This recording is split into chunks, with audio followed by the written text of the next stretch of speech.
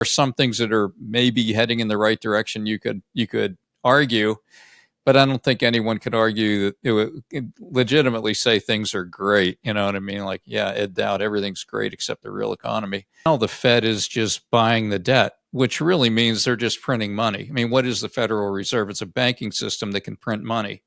You know, we say print, basically, add zeros to a bank ledger. So nobody's buying our treasuries, or hardly anyone is. So the Fed's just buying them, which means it's all a sham. What can I learn that a robot currently can't do? And like you said, those are all the trades. And the more difficult they are, the safer you're going to be.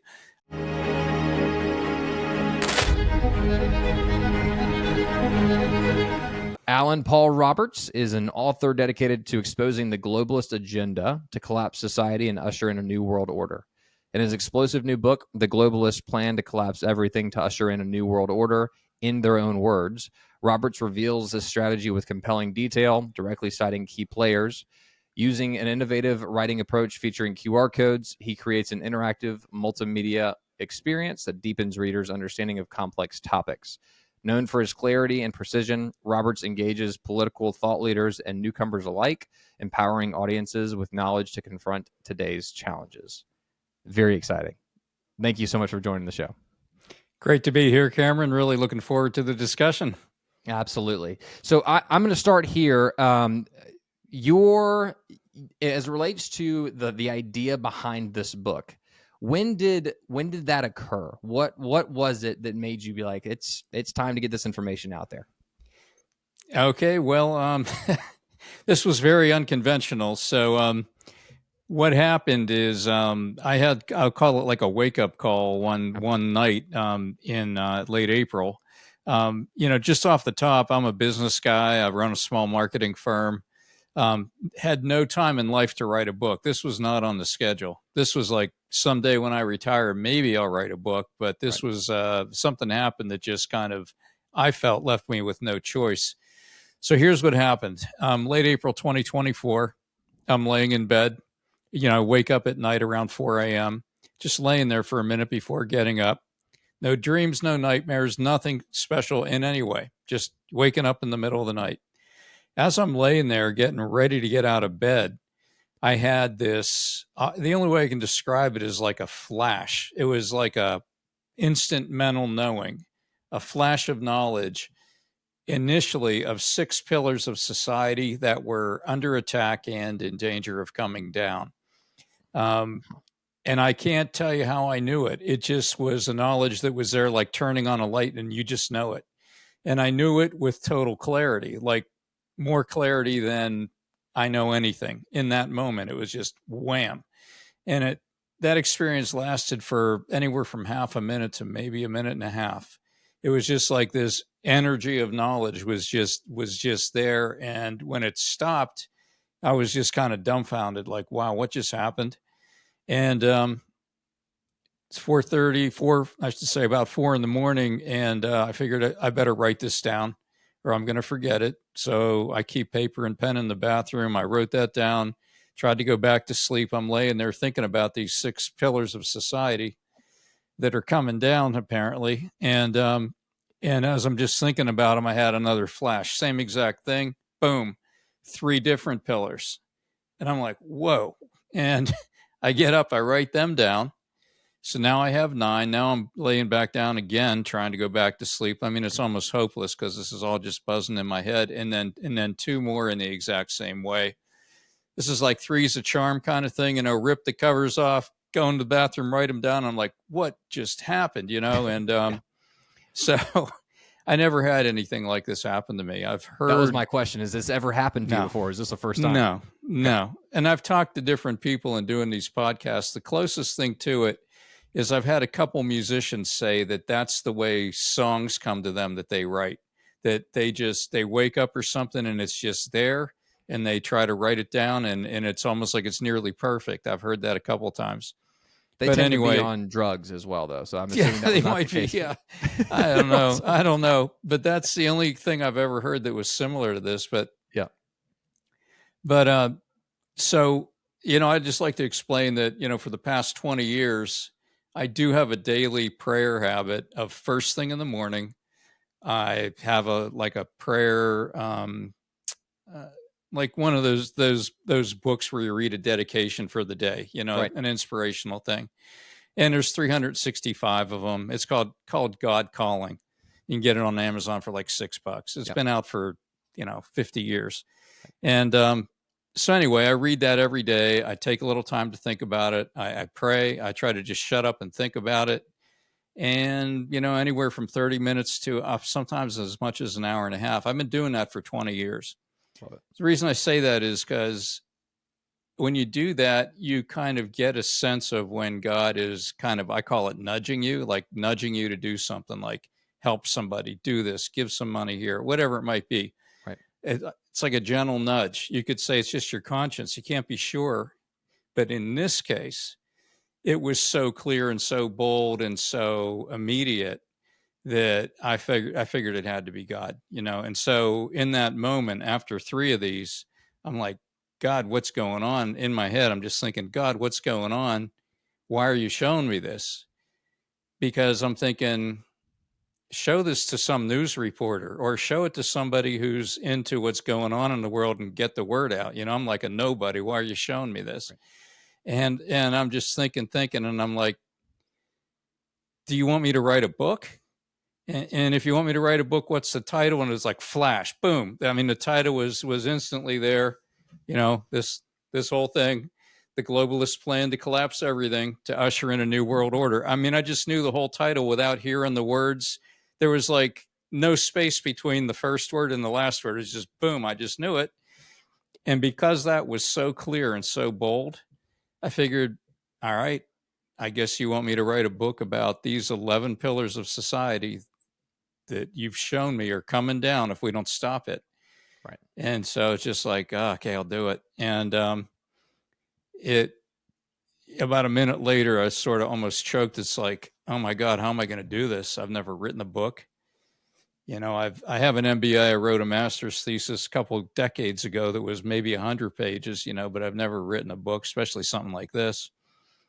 But I just got that, oh, how am I going to do this? And it was almost like the answer was waiting for the question, like he knew it was coming, like, and as soon as I said that, how am I going to do this? It was just like, write it from the heart and it'll flow. Right. So then that gave me kind of like the license to kind of not be in control, to just be okay with not writing every chapter outlined and everything thought out ahead of time. And then you start, no, I didn't do any of that. I would research a chapter. I'd be taking, writing bullet points as I was researching. I'd write down the URLs where I found the information to back it up later. And then I would look at that and I would just start writing chapter by chapter. So it was a true flow. It was about 300 pages in 3.5 months, That's which impressive. is light speed from what I've heard other people, tell me. Really impressive. That's really impressive. Yeah. I'm as it relates to the book specifically, I'm so excited to dive into a number of these different points specifically. But the thing that keeps coming to mind when I keep thinking about this is when you were considering your background is in the corporate space. Yeah. And a lot of these topics, when you think about talking about them publicly or in the open, right, you'd almost like bar yourself from maybe working with certain organizations if you start discussing these things. So did that come to mind for you when you started thinking, okay, I'm going to write this, but it's going to change how people view me. It's going to change how I present myself to the world. And I think just for me personally, I've been thinking about a lot of the things that I've talked about in my podcast episodes. They've been all over the spectrum. And I've enjoyed that, but I'm also like, am I doing myself a disservice by discussing these things long-term? So what was that feeling like? Yeah, I had that. I went through all of that. Yeah. I even went through, because the book names names. The book really calls people out, and it gives you videos where you can hear what they're saying, and it connects the dots in a way that these people are really under the spotlight in a way that I haven't seen done in any other book. It's like an expose. Right. And yeah, I was really concerned about that. I went through a period of time where I was thinking of doing podcasts, like where your face is in the dark, where you're not even telling who you are. I mean, I went through all that, and I had a friend. I had a friend read the book, and his reaction, I'm like, well, what did you think of the book? And he goes, I'm worried about you. I said, what are you talking about? I said, the way you're calling these people out, I'm worried about you. And yeah, I guess I came to a point, and it took a while. I came to a point where, like, I really do believe I was shown this. And if I was shown this, I really just need to go all in and let the chips fall where they are. And but I definitely get that, what you're talking about. Well, not that this means much of anything, considering this is the first time we've ever met, but I get a very like authentic sense from you, and that's very rare that I feel that on people. It's a random energy thing. I'm also very religious too, but from an energy perspective, some people just present information authentically. Other people, you feel like there's a game they're playing, and this just feels like you presented this information and you wrote this very authentically. And so for whatever that's worth, I'm very excited about this conversation from that perspective specifically. Well, that's actually worth a lot, because you're the first person to put it that way. But I also believe that going into this, like when I decided I would be all in, I figured that would have a value, that would have a power, almost like a spiritual power, that people, like you just said, they can identify that, they can connect with it. And, if I would have been sheepish, I mean, I even went through, I thought when I'm writing the book, do I even say how this came to me? And that was another thing, right? Because I felt like, man, I'm going to get so much pushback. People are going to write me off because they think it's bizarre. And then I thought, no, this is how it happened. If it wouldn't have happened, I wouldn't have written the book. There's no way I would be carving out time to write. I mean, I gave up my whole summer. I literally gave up the whole summer. I mean, every night, every weekend, the whole weekend. And, the book was almost done. And my wife goes, do you realize you just gave up your whole summer? And I said, I didn't even think about it that way, but you're right. And I said, and so did you, because, we were hardly going anywhere. You know what I mean? It was heads down, but to your point, though, thanks when for something saying like that hits you, you realize this is what I'm supposed to be doing. You do it and you finish it and you get it done and you produce it. Exactly. I was on fire. I mean, I liked doing it. It was tedious at times, right? But that thing where, let it flow, right from the heart, and it'll flow. That was true, man. There was almost no downtime. I was researching and writing. It was never like, oh, what am I going to say here? There were a few times where, okay, I like to start most of the chapters with a quote. What's a good quote? And there would be like a little bit of delay, but then something would come to me, so it was incredibly productive. I love it. Yeah. I love it. Well, you talked about potentially covering your identity and your face and going that route. Glad you did not go that route. I think this is it seems like this is the best route for you, and only time will tell at the end of the day. Right. But I've had 2 episodes now where I have covered the face and the voice of 2 of my guests. One that was a friend that lives in Iran and he lived there during the 12-day war recently, and another individual who was abducted by aliens throughout the duration of his life, and he just didn't want people to know who he was. I was like, well, it makes me seem a little bit crazy, but this is an interesting topic to say the least. Yeah. But once again, much more authentic when you can share your identity at the end of the day. I agree. Yeah. So in diving into the pillars specifically, can you just start us off there and explain these pillars that were shown to you in the dream specifically? Sure. Yeah. So, do you want me to just tell you what they are, and then we'll go into whatever one you want to jump into? That would be a great starting point. Yeah. Okay. Yeah. So there's 11 of them, and so in sequence, national borders, security and police protection, privacy, banking and finance, education, energy, environment, medical system, food supply, self-identity, and faith. So I think the one that comes to mind right now that I'm just like, it's been so top of mind with myself and friends and individuals I've talked to is banking right now. Yeah. And I would like to start there if at all possible. And then we'll continue on into the others. But banking and our dollar and the fact that 80% of all the money that's ever been printed by the United States has been printed in the last 5 years. almost it almost makes myself, and I feel like a lot of individuals in our generation, feel a bit helpless about where we're going next. The Pentagon can't pass an audit. There's trillions of dollars missing. We are trillions of dollars in debt. So I think maybe starting there would be a great place for us to commit to initially. Yeah, yeah, that is so good. And that's the one that I'm most concerned with, because it does seem like we're like riding the razor's edge here, and it would just take one little thing to push us right over. Right. There's a quote in the beginning of that particular chapter on banking and finance. One of the quotes is by Edward Dowd, where he said, "Everything's great except the real economy." And because, and it's even true now, even, with Trump talking about the golden age and everything. I mean, there are some things that are maybe heading in the right direction. You could argue, but I don't think anyone could argue that it would legitimately say things are great. You know what I mean? Like, yeah, Ed Dowd, everything's great except the real economy. But I think what's happening, and Hal Turner on Hal Turner Radio came out with an article recently, that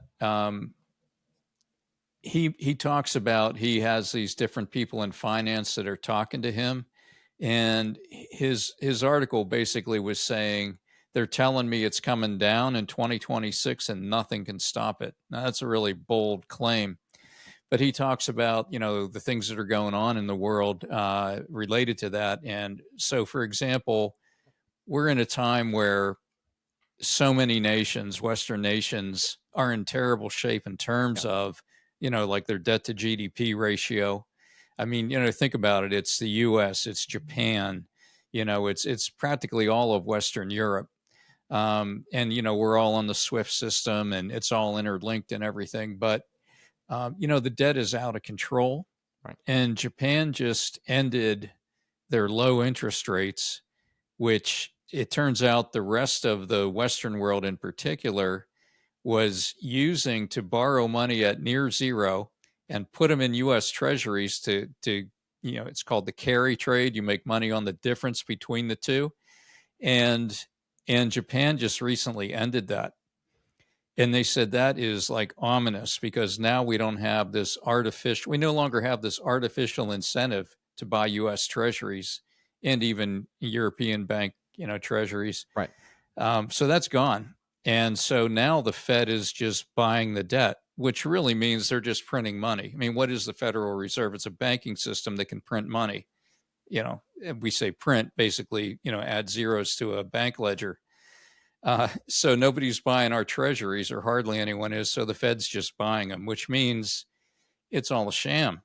Yeah. So that's really concerning. I mean, and then the other thing that's a huge concern, and this has been boiling for a couple years since COVID, actually, that whole crisis, and that's the commercial real estate market. Nobody's going into the office anymore, and the difference between someone who owns an office building going bankrupt and making a profit might be 10 or 15% occupancy rate. Right. Well, you look in like New York City and some of these places, they say the occupancy rate's 50%, 40%, not 85% like it needs to be. Right. So those things are all coming due. Those mortgages, they come, leases expire at different times. You might have a 1 year, 2 year, 5 year lease, but as those leases expire, nobody's re-upping for that office space. And now these banks are stuck with it.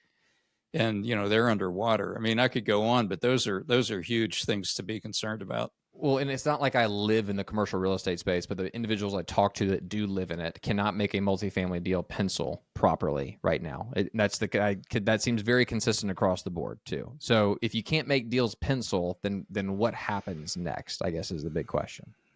Yeah, and you look at some of the warning signs, like what's been happening to the price of gold and silver. I mean, they're starting to go, not Crazy. hyperbolic, but they're going up at a rate they never have. They say silver has just passed the S&P. I think it's the S&P 500 10-year trend. Like it's for the first time. Right. And they say it's the first time in history that an ounce of silver is worth more than a barrel of oil. First time ever. So we were at $64 yesterday. Are we above that today? Does it keep going up? I didn't check today, but I think I was at last time I checked. I think was yesterday, 64.58, if I recall, something like that. But yeah, that's been I've been trying to figure out. It's like, well, do you put your money into gold or to silver right now? It seems like silver is a better short-term play. But then you look back on the charts and you're like, well, whenever silver goes up parabolically, just like gold, it does dip for sometimes decades. So, like, how long do you stay in a play like that as well? But this is, once again, I would be I can curious give to you know my what your opinion. thoughts are on where you Yeah, put your well, money right now. I'm not a financial advisor, but I can tell you, I saw the silver thing coming about 2 years ago. Yep. I started moving my IRA into a vaulted metals IRA, they call Right. it. And about a year ago, I started feeling like I wrote the book and I, was doing all this research and it's like this house of cards is too shaky. I moved everything remaining into a metals IRA and most of it was silver. And so I'm so glad I did because Great most of move. what I bought was at like about 22 an ounce and some at 25 and That's it's awesome. at 64. Heck So yeah. Well, I yeah, feel like it's got a lot of room to run to it. Well, I once do. again, not a financial advisor. We have no idea, but it seems like it's got a lot of room to run. Well, this is what's different now versus in the past is that we've got these AI systems coming online that need a lot of silver, and of Yeah. course there's all the other demand is there, but the other big thing that happened is the London exchange. Was if people are demanding, taking this paper silver SLV accounts and saying, I want my physical. Right. And they're having delays of a couple months to fill the orders and people are starting to freak out. So like, it's kind of like the Wizard of Oz is behind the curtain and it's called, the paper market. And, you're pulling the curtain and the Great Oz is trying to fake you out, to say, trust me, it's there. And people are saying, And I don't think it's coming back. I think it's going to be on it's going to be on a run for quite a while. I think it's going to double a couple more times. That's just my opinion. We're definitely heading towards a cashless society. At least that's what it seems like. A lot of your stuff refers to a cashless society as well. That seems to be the trend. It's definitely happening. I've been very, I say invested, but also doing a lot of research into the crypto space for a while now. Sure. I just want to kind of go down that road too. Like, what does the future of the financial markets look like, in your opinion, with a total collapse, with a total global takeover of sorts? Yeah. So I just want to say at the front end of this that I'm not total doom and gloom here. I'm still hoping we can through awareness kind of pull ourselves out of some of this. But if it does all come down, if it does, then then I believe from my research that it's likely to kind of follow a pattern that would be something like this. What I believe could happen is all these regional banks, thousands of them, and they're mostly the ones that have the commercial real estate loans, and they have the T-bill and T-note loans where they bought treasury bills and treasury notes, I should say, Right. at super low rates, and then the rates jumped to 5%. So what they have is worth 20% to 50% of what they paid for them, or sometimes 10%. Because if you were getting 0.5% on some of them, and now it's 5, you know what I'm saying? Right. You just do the math. That's how it works. So they're underwater, and they got the commercial real estate loans on top of that. So they're a house of cards waiting to come down. If they start coming down, they're probably all going to start going. And then the only thing that'll be left is 5 or 6 too big to fails that'll buy all them up. Once they're bought up, you're really well positioned for, if not a central bank digital currency, a digital currency that's controlled by 5 or 6 banks, U.S. banks, let's say, in the United States. And that similar things would be happening all over the world. And then once you've got it down to a manageable number of banks to control, then the next step would be to introduce a one world digital currency. I believe that's where some forces want this to go. Yeah, I mean, we'll see, but yeah, you've got that, and then you've got the what's it called, the ledger, the unified ledger, where they want to digitize every asset in the world, like your home, your mortgage, your car, everything, and get it all on a digital ledger. So worst case scenario, it comes down to a central currency tied to a central ledger, tied to a digital ID. And if they manage to pull all that together, then we're really in danger of being totally under their thumb and highly controlled. I really hope that doesn't happen. Yeah, I'm also right there with you, and I feel like there's almost this unfortunate feeling of it's going to happen regardless. And I really don't want to be that guy. I would like to push back, but I guess my question for you, and we'll dive into the other pillars here shortly, is: but how does one push back? How does one support themselves and their families, and also simultaneously push back without being completely blacklisted along the way? Yeah. Well, I think the first thing to do is realize that there is a real danger that anything denominated in any currency, whether it's dollars or euros or whatever it might be, British sterling, pounds, those are all fiat currencies. Right. The only value they have is the value that people assume they have based on their faith in the government. Yeah. Weimar Germany, we all know how that spun out of control, happened in Venezuela. It starts to feel like we're slipping toward that in the U.S. If you look at what you're paying for groceries, and eating out's twice as much as it used to be. Yeah.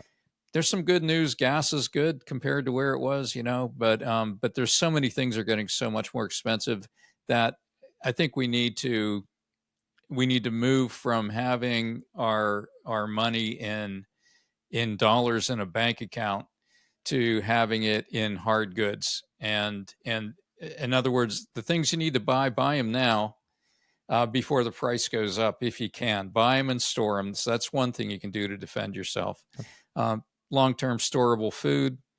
But beyond that, if you're a person where you've got extra cash, or you've got an IRA or whatever, I would say move it into a metals IRA, gold and silver.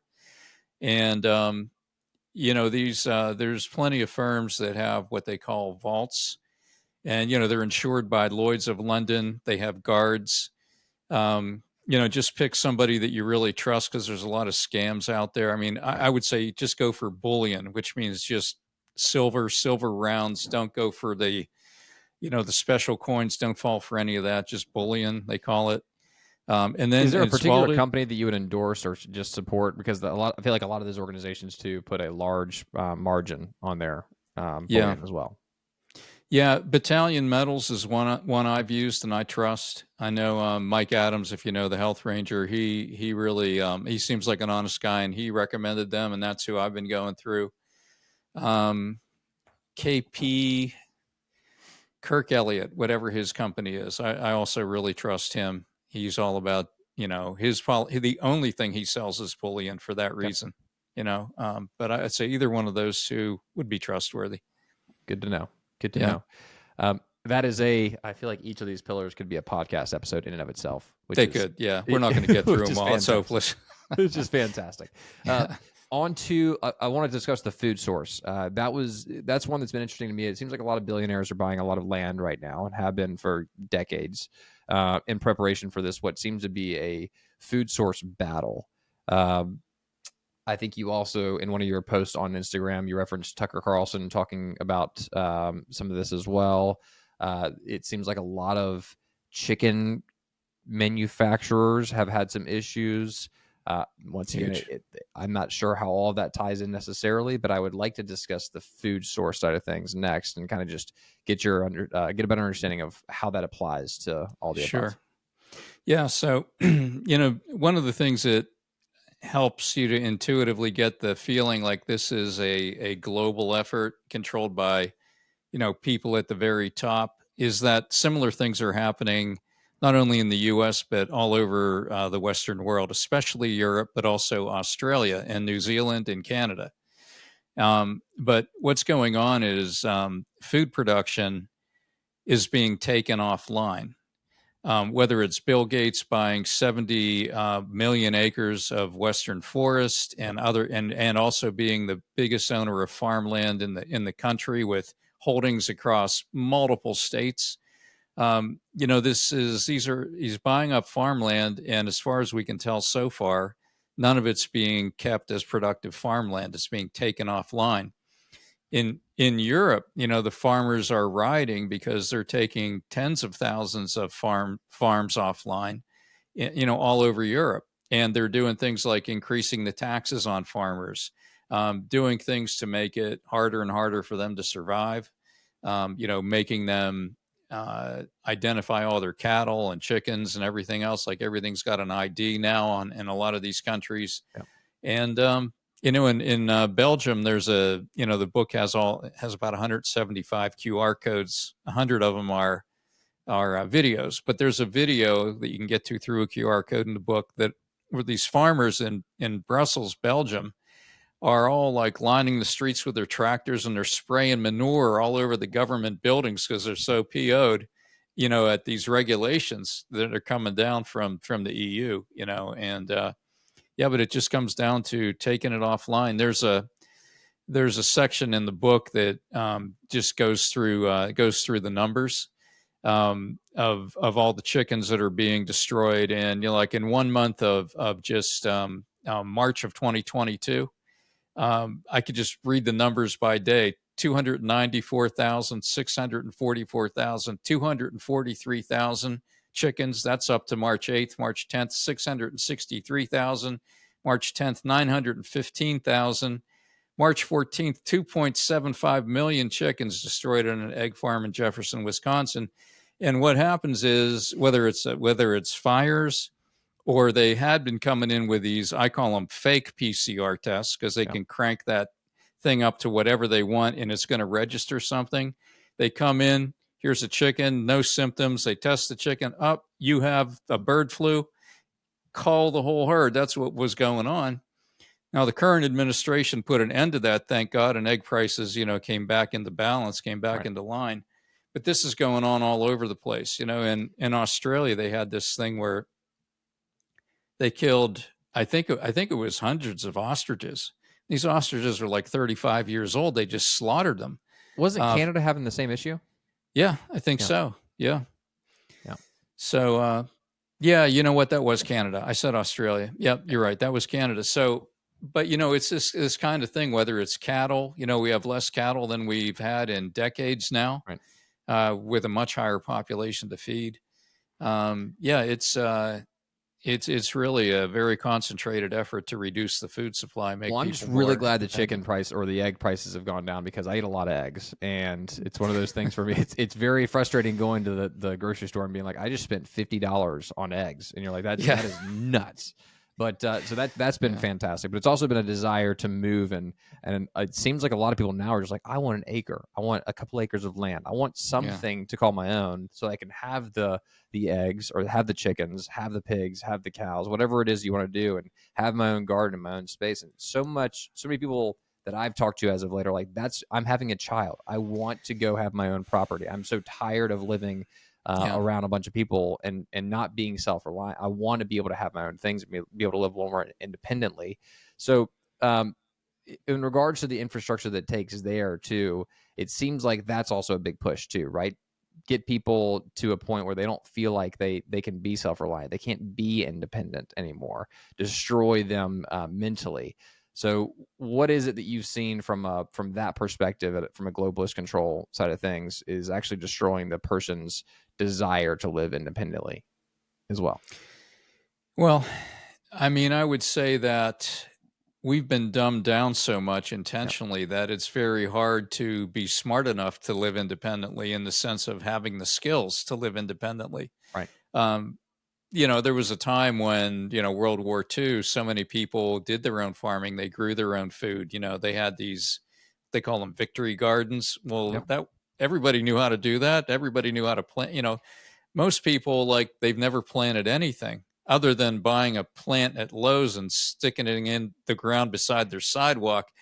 But that's even that. It. I can't even go grass in my front yard. I'm like, I've got to learn how to garden. I've got to figure it out. It's going to happen. Yeah, so I mean, we don't have the knowledge. We don't really teach it in the schools. It's not passed down from parents to children anymore. So you have to be very determined. I mean, you have to be like someone like you're saying, I want to do this, and so I'm going to learn. I'm going to get the books. I'm going to do the trial and error. I did that a few years ago, and um, I planted some apple trees and peach trees, and that was only four of them, and one of them totally died, and the other ones looks like the Leaning Tower of Pisa, but it's got some stuff on it. So you know what I mean? You learn. Um, and I did get some chickens, and I had a horned owl, wiped out three of them in 1 week until I kind of figured out what was going on there. So like it is a struggle of, learning how to do things when you never had anyone to teach you really. Right. But the school system is pitiful. I mean, you think about the trades. Like how many people I mean, it's starting to finally happen again because people are realizing college is pretty much a useless thing in many cases. So more people are starting to go into the trades, but it's nothing like it used to be. I know Trump's trying to bring all this manufacturing back, and they have a program to back 1 million apprenticeships. But it feels like we're so far behind. It's I don't want to say it's hopeless, but man, it's daunting. To catch up. This sense of we've been asleep for so long, and now we don't have the skills to do what we really need to do to be independent as a Right. nation So or I work when I got out of individually. school. I worked in marketing, and I also worked for an AI startup for a number of years, which was fantastic. But in leaving, I felt like, as just we talk about AI and robots and the takeover that's coming, I felt like a service-based business of some kind made the most sense because it'll be around. We'll actually have those jobs, and we have a bigger need for those jobs, at least for now, until robots learn how to do all of the trades, which at that point, I'm not really sure what society looks like.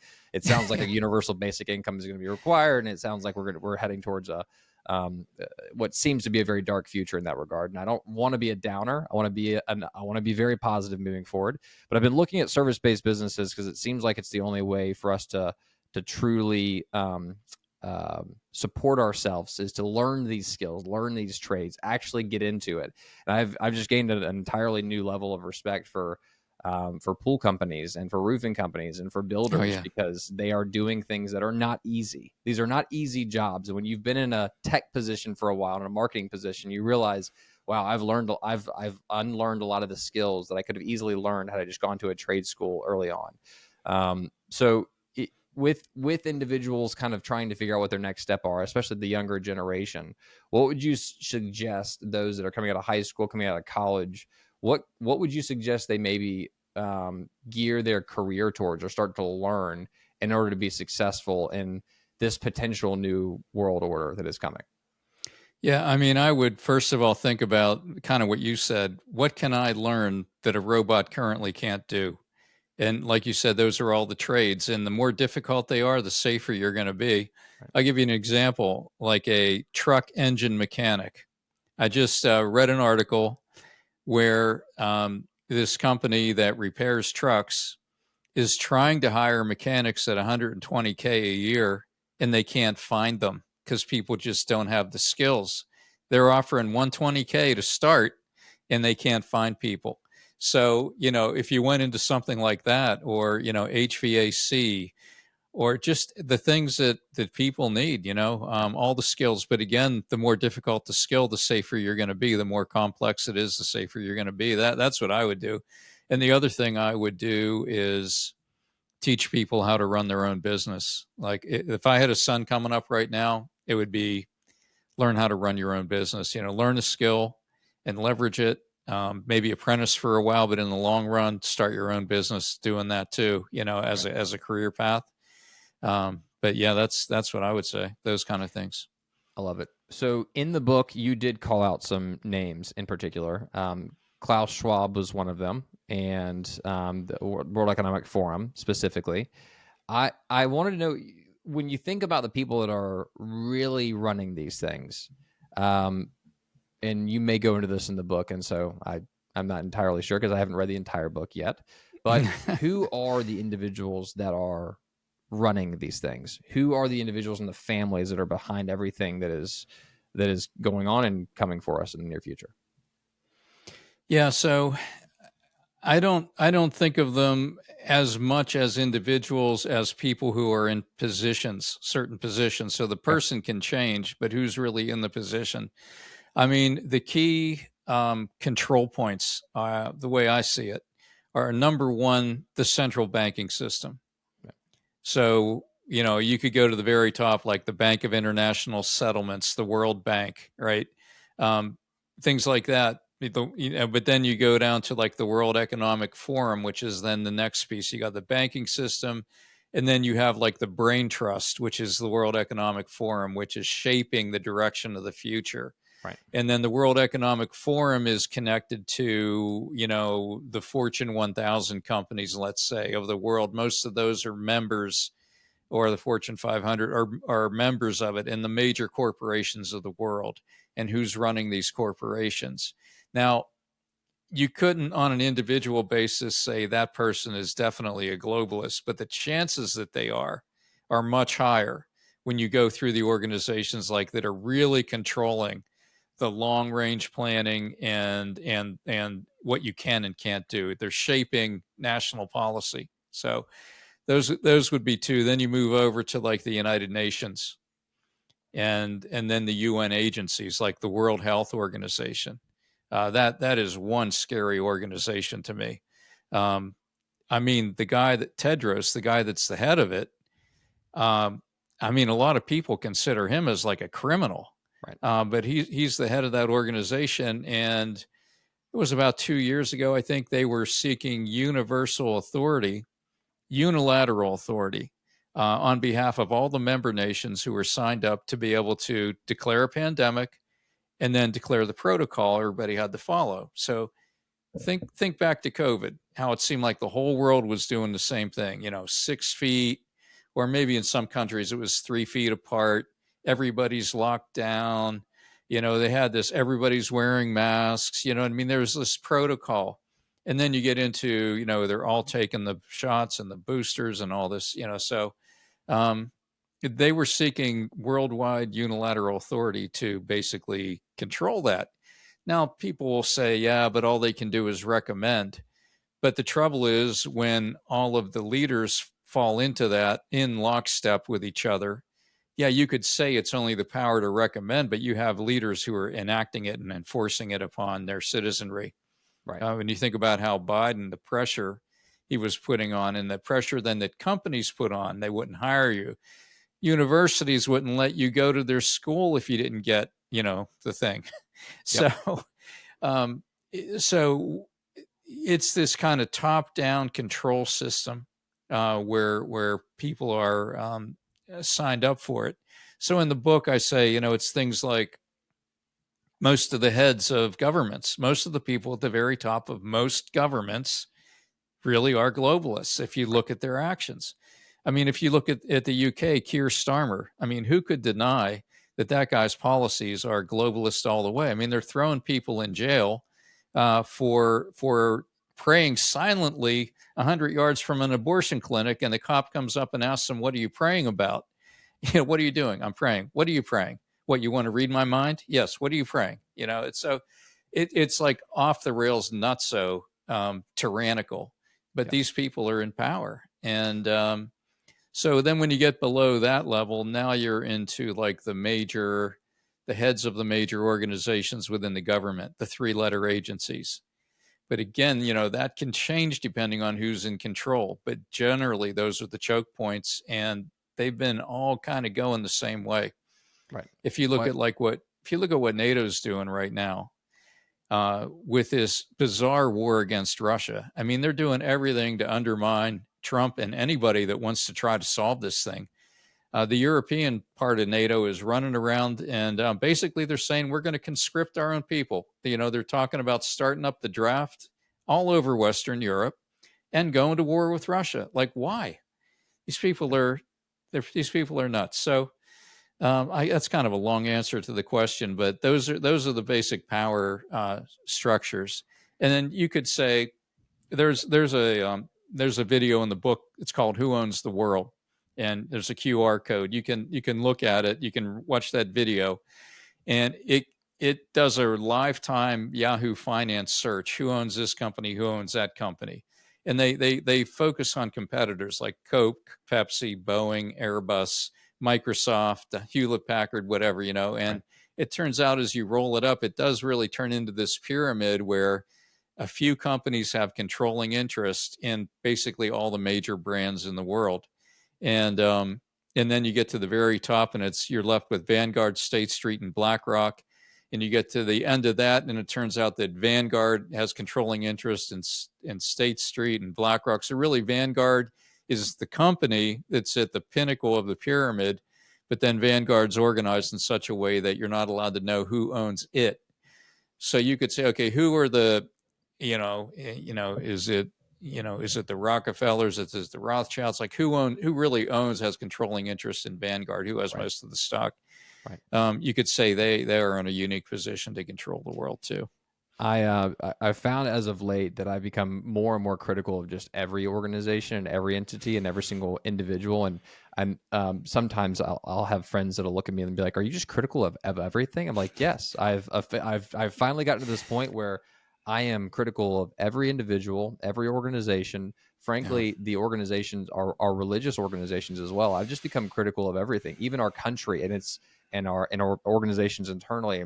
And when you start talking about the CIA and the FBI and these other three-letter organizations that run our country, I'm like, we have to be hypercritical of ourselves in Yeah. order to run our country properly. We have to be able to look internally and criticize ourselves. It's okay to do that. It's okay to Yeah. be critical of our allies. It's I okay to agree. be critical of these people.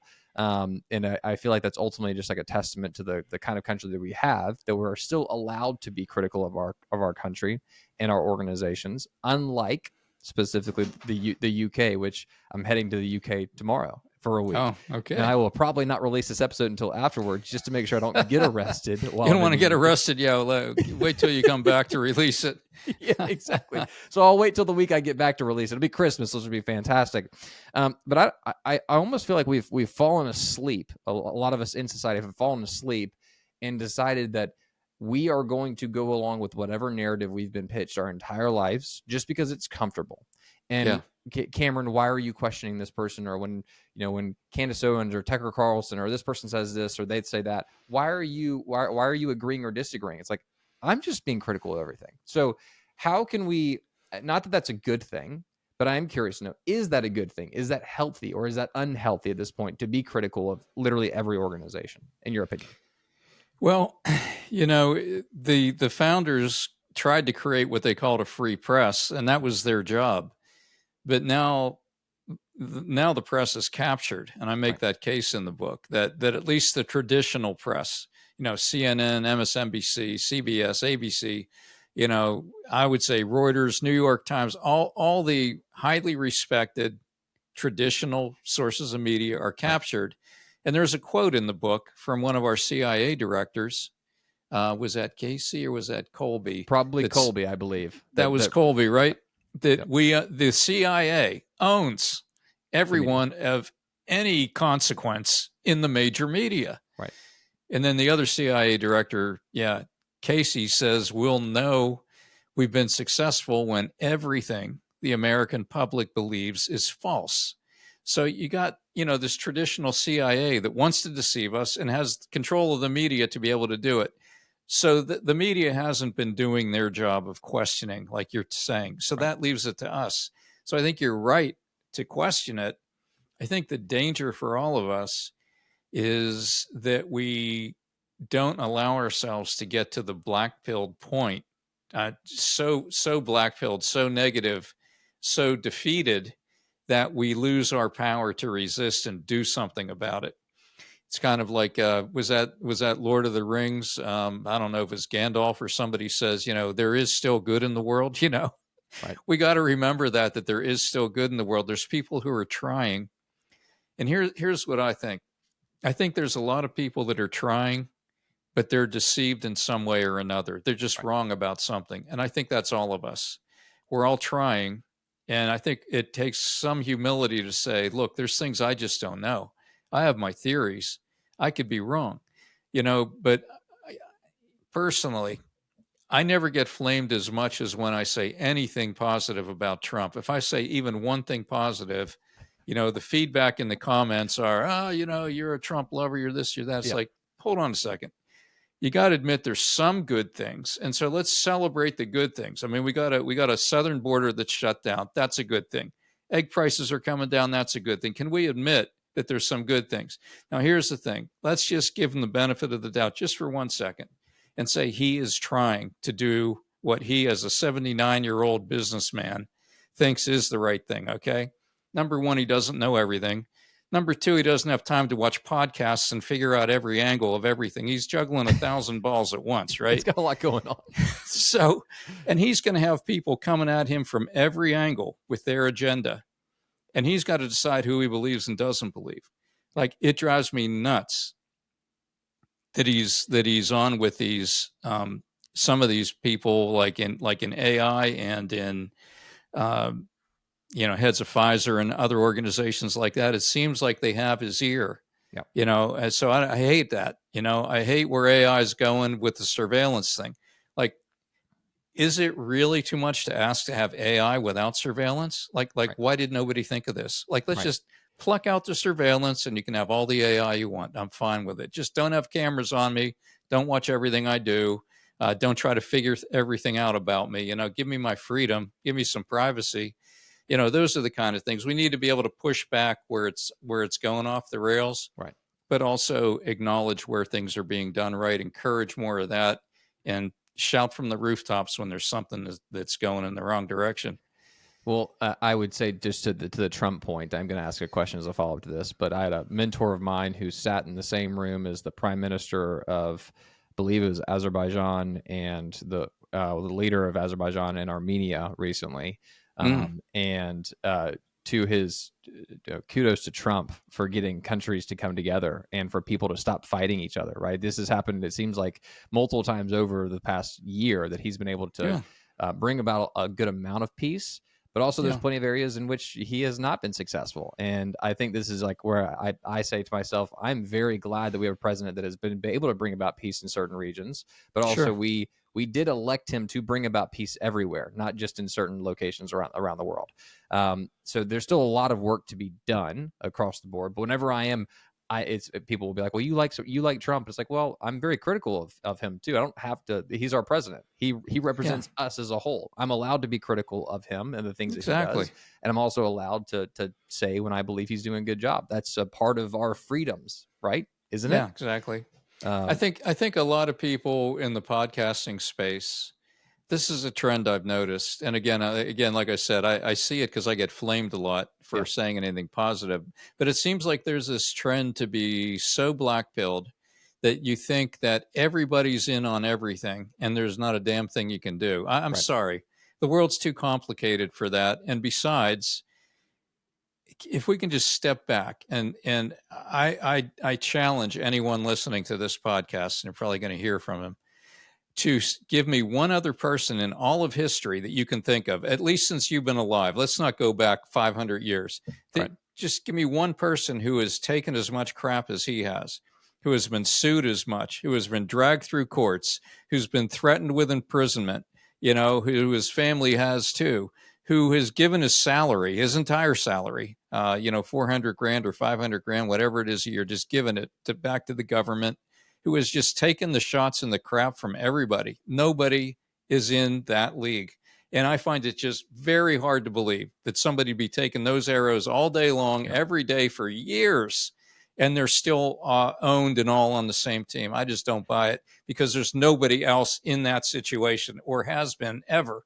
There's been people who've been killed, like Kennedy, who took some real crap and pushback, but for a very short time. This guy has taken it for 10 years. So that's my quote. That was literally my follow-up question. Is he owned by anyone, right? Can he be? Could he be? And or do we actually have an honestly and authentically a president that truly has America's best interest at heart? Or is it just a show? Yeah, I think it's sincere, but I do think he's being misled by people, and I think that's what makes it confusing. And the other thing is, he's a pragmatist. He's not a genuine conservative. and he's not a liberal. I mean, he came over from the Democratic Party. I think Right. I can kind of sympathize this because I've been in business and I've, run 2 manufacturing firms. I know how complicated things get, and I know what it takes to get stuff done. And Right. to me, he just reminds me of somebody that's just used to getting a ton of stuff done. He moves at a speed that's different, makes decisions quickly, and he wants people to get out of his way.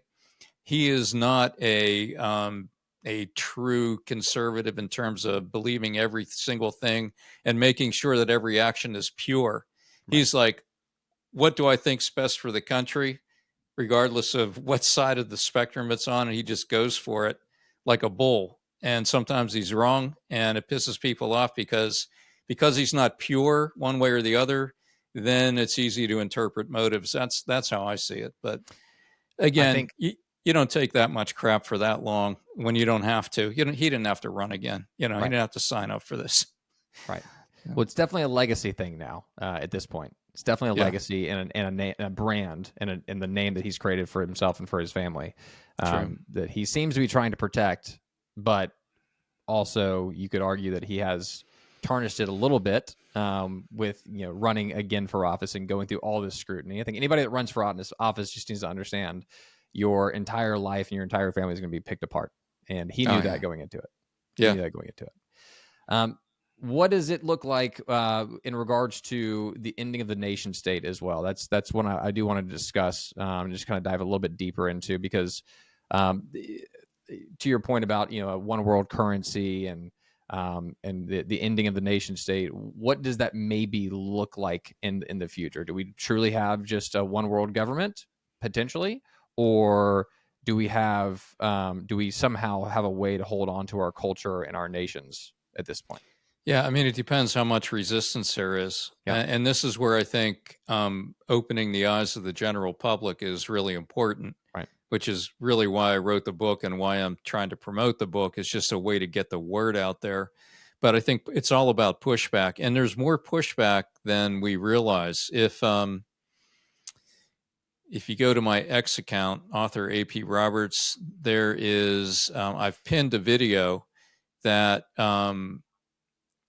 that it's by Anonymous, whoever Anonymous really is, I don't know, but he talks about it gets into how much resistance there is all over the Western world, and they show these major, not riots, but major gatherings in cities where we're complaining about the government and the way things are going. So there's more pushback than we realize because our media tends not to cover it. But there is pushback all over the world, and I think it's going to look. There's going to be free countries and captured countries, and I think we're already seeing that. I think for now, the United States is a free country. The borders are being closed. We haven't had so much illegal migration that we've lost our cultural identity, but we're in danger of losing it. I mean, what I believe the big push for this mass migration all over the U.S., Europe, Australia, New Zealand, was all about is about making so many people come in so fast that you truly do lose your cultural identity, your sense of what you are as a nation. I mean, I went to Europe 15 years ago before this got crazy. Yep. And I've seen pictures of it now, and it's nothing like it was. I have friends in Europe. I have a friend that moved from Germany to Austria, where they speak German like they do in Germany, because he couldn't take how crazy it had gotten with all the mass migration and all the mayhem and all the injustice, like the lawlessness. And just like here, in our big blue cities, steal up to $1,000 for multiple stores. Nobody goes to jail. You assault a cop in New York, and you're out again the next day. It seems like. I mean, society's breaking down due to a lack of enforcing laws, and it's intentional. And we're seeing that. So, we really could see a one world government if all of this comes down. That's what they're trying to do. Right. I believe the reason there's these globalists are trying to start a war with Russia so bad, like an all-out war, is because they want to conquer Russia. Because to me, there's only two significant forces in the world that are standing against globalism. And right now, that's the United States under the current leadership and Russia. And I think the thing they fear the most is a united U.S. and Russia, where U.S. and Russia become allies to stand against this madness. And I know that'll drive some people crazy who think Russia's the boogeyman because they see the Ukraine war a certain way, because they don't know enough about the history of how it all happened. But in my opinion, Russia is showing immense restraint and self-control, considering the type of weaponry that they have. And again, I think these globalists, they have a 20, 30-year plan to carve Russia up into 4 or 5 nations, to take it over, to wear it down, like they've done in the Middle East, where you break these countries down, you cause mayhem. There's nobody in charge who can really mount a successful defense. And that's where they're trying to go. And now that the U.S. is pretty much showing signs of pulling out of NATO, that game is coming to an end. And I think the remaining members of NATO in Europe are going to try to do it on their own. That's why they got the draft going. Right. I think it is a futile attempt, and it's going to be an abysmal failure. I hope they come to their senses. Another individual I've had on the show a number of times, John Sheehan, is a bit more left-leaning, a bit more liberal in his approach, but he is of the opinion that wars are coming regardless, globally. And this seems to be the opinion of a lot of individuals. I think we can all feel it in our gut that it's getting worse. It's aggressively getting worse. And it's almost like if you're going to travel now, because you might not be able to travel as much in the coming years. So that's kind of my mindset right now, is we need to probably travel as much as we possibly can in the future, because it doesn't seem like it's getting any better. But when you talked about Russia, it's always interesting when somebody has an opinion on Russia, or they have an opinion on Ukraine, or they have an opinion on China. It's like, well, are you an agent of that country? Like, it does not immediately make that person an agent of that country just because they have a certain an opinion, and that really has gotten to me as of late, because I can't be an agent of Saudi Arabia, Russia, Iran, China, North Korea, all these countries, just because I talk to these people. So what is your response to that, if you've gotten that as of late? Well, I've never gotten the "Are you an agent?" But it's just like, they more make you feel like you're just stupid, foolish, or just like you're falling for some scam or something. Right. Going back to that CIA, we'll know we've succeeded when everything the American public believes is false. I think people need to take that to heart and say, okay, where did I get this impression? Is it's from the news I've read, because everybody gets their news somewhere. Well, where have you gotten your news? If that answer is the mainstream media, alarm bells should be going off in your head. And anybody who's gotten most of their news from the mainstream media needs to say, can I believe anything they say? Should I accept anything at face value? And if you have a strong opinion based on the mainstream media, I think you need to do some real soul searching, right, and say, wow, maybe I've been fooled all along, and give people a break who see it the other way. Because I think a lot of times the people who are very strident just accept the position of the mainstream media without doing their own research. Right. And in the book, I talk about the alternative media is the free press. So you got to get beyond the mainstream media. Not that every alternative source is a good source. I'm not saying that. But at least you have a chance of them being an honest, independent source, right? Like we are right now. I mean, we're nobody, right? We're just two people talking on a podcast. Yep. But we still do research. We have our opinions. And, some people might listen to it and say, I'm going to look that up. I'm going to look into it.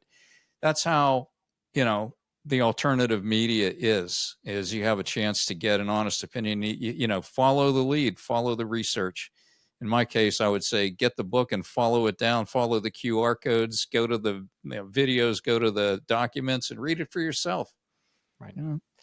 Well, Allan, I really appreciate the time tonight, and I know this conversation could go on for a very long time, and frankly, sure. I would prefer that we Well, hopefully we'll have another episode to discuss some of the topics that we did not cover. Sure, But at let's do least it. this will give people the opportunity to dive deeper into the book, go and get the book and start reading for themselves to really hopefully open up and awaken to what is really happening. But my final question for you, well, a couple of questions would be, is there something we didn't cover tonight that we should discuss before we exit? And then the follow-up to that as well is, what can people be doing to really, aside from reading the book, but really prepare themselves and understand what's happening around the globe?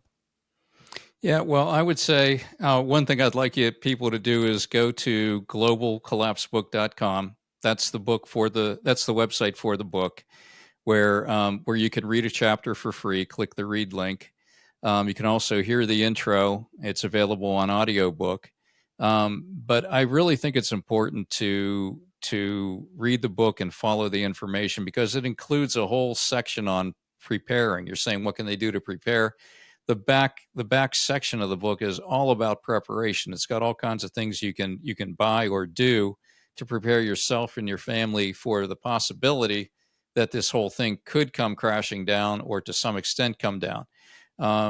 So I think that's really important. There's also videos on the website where there's different interviews where you can get other ideas from the people who have interviewed me, and they're very knowledgeable, a lot of them, and they have ideas too. But I think it's really important to develop an independent mindset. And two things: don't take anything at face value without checking into it yourself, right? But then the other thing is, have the energy to do some of your own digging, and especially look at alternative news media, because again, that's the free press. I think information is where it's at. It's awareness. And my hope is that we can spread this awareness and create a tipping point of resistance. It's already happened if you look at the DEI thing, we've reached that tipping point in DEI where people are pushing back, right? Before, just giving credit where it's due, before the current administration, that was just getting worse and worse and worse. Finally, now people are questioning it. It's being pulled from the government, being pulled from the military. A lot of stores are pulling it. Even some colleges are pulling it. The HR departments that are just for DEI, a lot of them are getting shut down. That's an example of what can happen when people reach a level of awareness that causes a tipping point and a pushback. Right. I think it's possible to do that in many of these areas. And my gut sense is that the reason I was shown this is not to be a prophecy of what's coming. It's a warning of what's coming if we don't push back and reach that tipping point of resistance. So that's my sincere desire: is let's get awake and aware, and let's push back. Just because you referenced it again, the spiritual side of this has played a huge role in the writing of the book and you taking this path. How much of a spiritual role do you? Well, we talked about physical leaders, earthly leaders, right? How much else do you think is going on, or what else do you think is going on at a spiritual level, or more of a people refer to it as demonic as well? Do you think there's a demonic source at play here, a demonic energy at play as well? And yeah, I do. I think many of the people at the very top are Satanists, which Christ said in referring to Satan, he called him the thief. He said the thief comes to steal, kill, and destroy. Right. And it's very hard for people in let's call it a Christian nation with a Christian history, where we have laws that are really based on Christianity, the Ten Commandments and everything that flows from that kind of thinking, is the basis of our society. Now, that's a God-oriented way of looking at the world, whether we realize it or not. But if someone is a follower of Satan, whose goal is to steal, kill, and destroy, if they're true followers, the way other people are followers of Christ, active followers, then they are capable of things that we can't imagine. They don't look at the world the way we do. They don't see other people the way we do. One person explained it this way, and I think it's significant. God sees people as cherished sons and daughters. He sees us as family, and he cares for us like a father would care about his family, a good father would. Satan sees us as prey. He sees us the way a hunter sees prey, to capture your soul for eternity, to deceive, to steal, kill, and destroy. So I think ultimately this whole thing is spiritual, which is what makes it so difficult to deal with, because you can just see the power of hatred at work, in how some people get so outraged, and how some of these things make no sense. Why would there be so much energy to stop ICE when all they're doing is following the law and trying to deport people, mostly gangs and criminals who shouldn't be here in the first place? Where does that source of rage come from? That's not natural. There's a spiritual element to it, in my opinion. And so we're all in a spiritual battle. Many people don't realize it. But in my opinion, I would say start every day with prayer, reach out to God, ask him to help you, ask him to give you wisdom. And I would say submit to his leadership and say, my opinion, Christ, you're my Lord. That means you make the rules, and I'm here to serve you and align with you. And if we can do that, then we can be a very powerful force for good in the world, to offset, the people who are in the other camp. Absolutely. Absolutely. Well, Allan, I really appreciate the time this evening. Looking forward to reading the entire book and also sharing this with the individuals that are listening to the podcast. I also appreciate you giving the opportunity to think through and properly calculate the best questions as well. And I feel like a lot of this has been me thinking through, okay, what can we do to spend this time as wisely as possible and really get the information to the people that are listening, the proper information, the information they really should be thinking through. So I appreciate you taking the time to just allow me to calculate those questions and ask them, and also answering them very thoroughly tonight. Yeah, no, it's been great. I think you did a great job. And let me know when you come back from your trip, because I want to watch this after it's out. So I will. I most certainly will. But it'll be in about a week and a half. Okay. Once again, I do not want to get arrested. So yeah, I'm all for that. And I don't think my girlfriend wants to get arrested overseas either. I think I'd be okay with it if it's individually, but together, we'll save her that. Yeah, that good idea. Sounds good. Well, I appreciate the time.